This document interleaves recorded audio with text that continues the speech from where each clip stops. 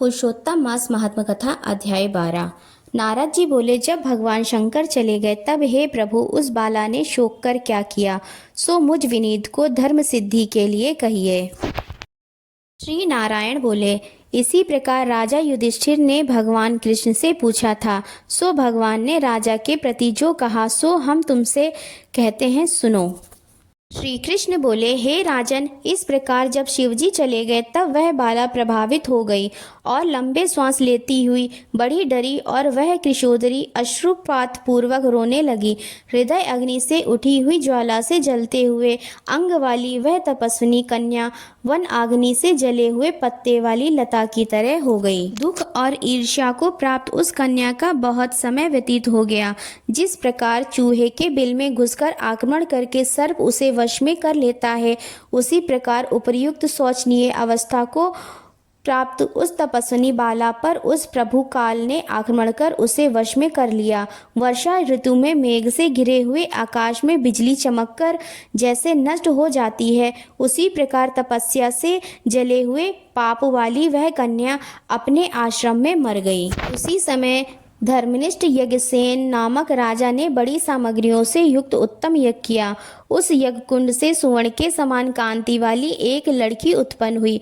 वह कुमारी द्रुपद राज की कन्या के नाम से संसार में विख्यात हुई। पहले जो मेघावी ऋषि की कन्या थी वही सब लोगों में द्रौपदी नाम से प्रसिद्ध हुई। उसी को स्वयंवर में मछली को भेद कर भीष्म कर्ण आदि बहुत से राजाओं को तृण के समान कर क्षुभित रजमंडल में अर्जुन ने पांचाली को पाया। हे मुने, वही द्रौपदी दुष्ट दुशासन द्वारा बाल पकड़कर खींची गई और उसे हृदय विदीर्ण करने वाले वचन सुनाए गए। पुरुषोत्तम की अवहेलना करने के कारण मैंने भी उसकी उपेक्षा की। जब वह मेरे में स्नेह करके मेरा नाम बराबर लेने लगी, हे दामोदर, हे दया सिंधु, हे कृष्ण, हे जगतपते, हे नाथ रमानाथ, हे केशव, हे क्लेश नाशन, मेरे माता पिता भ्रात वर्ग सहेलियां बहन भांजे बंधु इष्टपति आदि कोई भी नहीं है।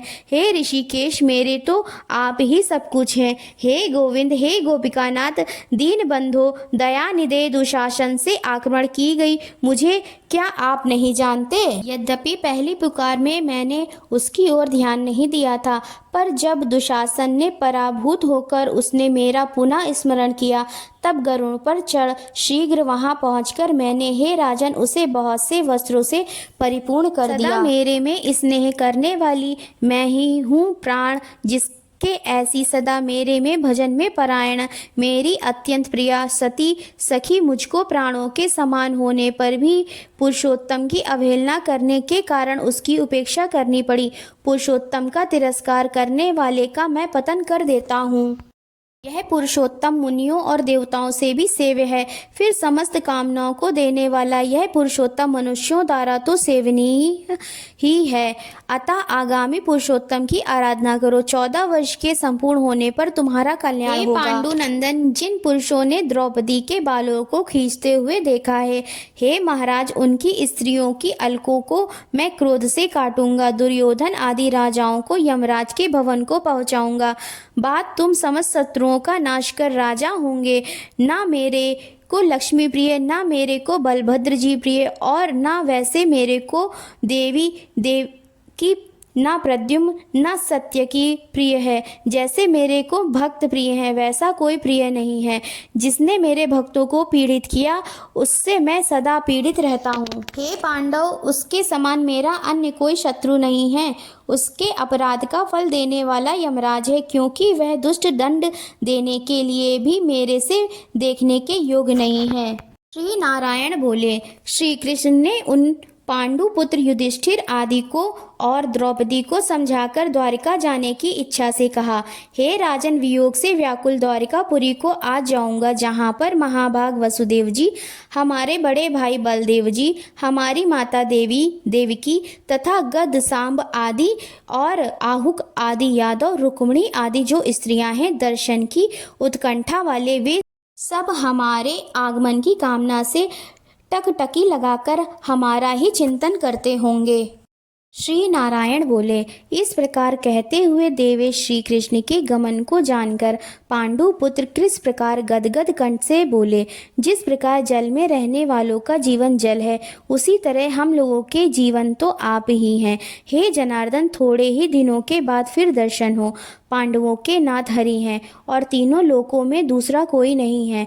इस प्रकार सामने ही सब लोग कहते हैं, अतः हम लोगों की हमेशा रक्षा करें। हे जगदीश्वर, हम लोग आपके हैं, भूलिएगा नहीं। हम लोगों के चित्त रूपी भ्रमरों का जीवन आपका चरण कमल ही है।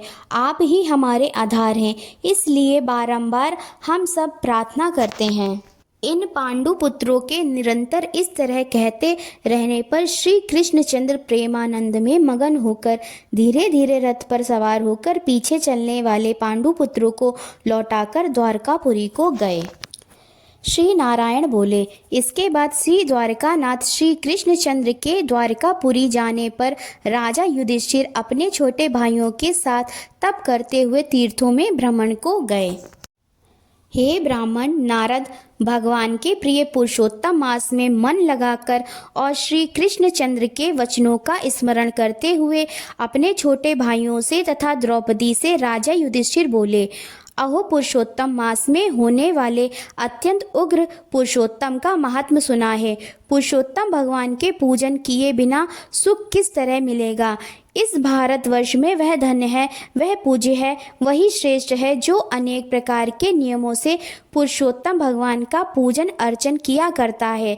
इस तरह समस्त तीर्थों में भ्रमण करते हुए पांडु पुत्र पुरुषोत्तम मास के आने पर विधि पूर्वक व्रत करने लगे। हे मुने नारद, व्रत के अंत में 14 वर्ष के पूर्ण होने पर श्री कृष्ण भगवान की कृपा से अतुल निष्कंटक राज्य को प्राप्त किए। पूर्व काल में सूर्यवंश में होने वाला दृढ़ धनवा नाम का राजा पुरुषोत्तम मास के सेवन से बड़ी लक्ष्मी पुत्र पौत्र का सुख और अनेक प्रकार के भोगों को भोग कर योगियों को भी दुर्लभ जो भगवान का वैकुंठ लोक है वहां गया। हे मुनि श्रेष्ठ नारद, इस पुरुषोत्तम मास के अतुल महात्म को करोड़ों कल्प समय मिलने पर भी मैं कहने को समर्थ नहीं हूँ।